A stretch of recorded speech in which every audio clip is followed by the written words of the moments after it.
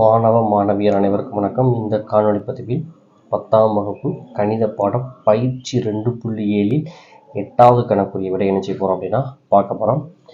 ABC என்பன ஒரு கூட்டுத் தொடர் வரிசையில் அமையும் எனில் 3/A 3/B 3/C ஒரு பெருக்கு தொடர் வரிசையில் அமையும் என காட்டுக அப்படிங்கிறத சம்மு.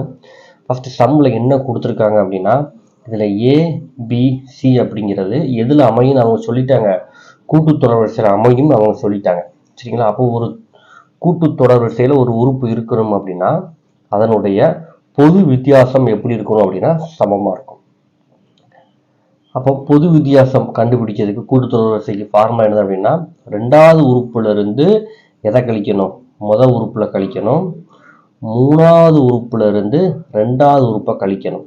இந்த ரெண்டுமே எப்படி இருக்கும், ஈக்குவலாக இருக்கும். அவங்க என்ன சொல்லிட்டாங்க, ஆல்ரெடி கூட்டுத்தொடர் வரிசை தான் சொல்லிட்டாங்க.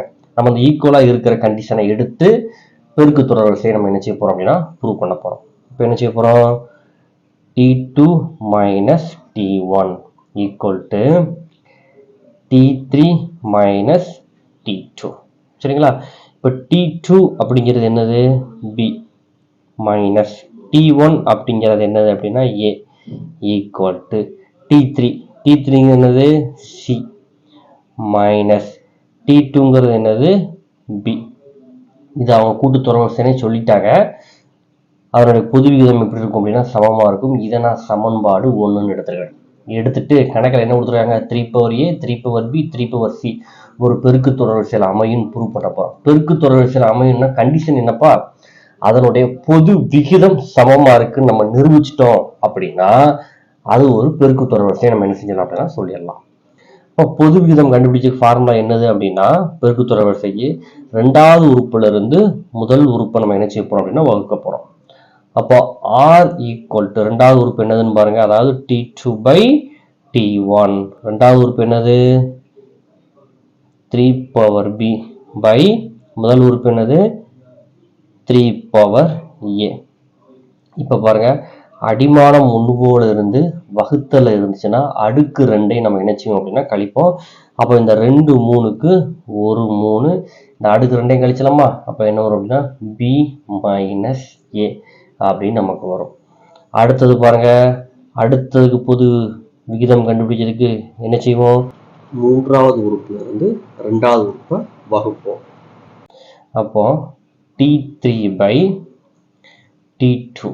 இப்போ T3 அப்படிங்கிறதுக்கு அதுக்கு என்ன மதிப்பு கணக்கில் கொடுத்துருக்காங்க அப்படின்னா 3/C பை T2 அப்படிங்கிறது என்னது 3/B. அதே மாதிரி தான் அடிமானம் 1 போல இருக்கு, வகுத்தில் இருந்துச்சுன்னா அடுக்கு 2ஐயும் கழிப்போம். இந்த 2 3க்கு பொதுவாக ஒரு 3, இங்கே என்ன இருக்கு C மைனஸ் B. இந்த C மைனஸ் பியை நம்ம ஆல்ரெடி நம்ம சமன்பாடு 1ல எப்படி எழுதலாம் எழுதியிருக்கோம். அந்த C மைனஸ் பியை நம்ம எப்படி எழுதலாம் அப்படின்னா B மைனஸ் ஏன்னு நம்ம என்ன செய்யலாம் அப்படின்னா எழுதலாம்னு எழுதியிருக்கோம். அதை தான் எழுதியிருக்கேன். சமன்பாடு 1ல் இருந்து C minus B equal to இந்த C மைனஸ் பிக்கு பதிலாக எதை பிரதியிட போகிறோம், B மைனஸ் ஏன்னு நம்ம பிரதியிட போகிறோம். அப்போ நம்ம பிரதியிட்டோம் அப்படின்னா இந்த B மைனஸ் சிக்கு பதிலாக என்ன போட போகிறேன், B மைனஸ் ஏன்னு போட போகிறேன். இப்போ பாருங்க, இந்த பொது விகிதமும் இந்த பொது விகிதமும் நமக்கு எப்படி இருக்கு, சமமா இருக்கு. இப்போ பொது விகிதம் சமமா இருந்துச்சு அப்படின்னா அது எதுல அமையும், அது ஒரு பெருக்கு தொடர் வரிசையில் என்ன செய்யும் அப்படின்னா அமையும். நமக்கு பெருக்கு தொடர் வரிசையில் அமையும் தான் நிரூபிச்சாங்க, நிரூபிச்சாச்சு. அதை நம்ம இங்கே எடுத்து என்ன செஞ்சிடணும் அப்படின்னா எழுதிடணும்.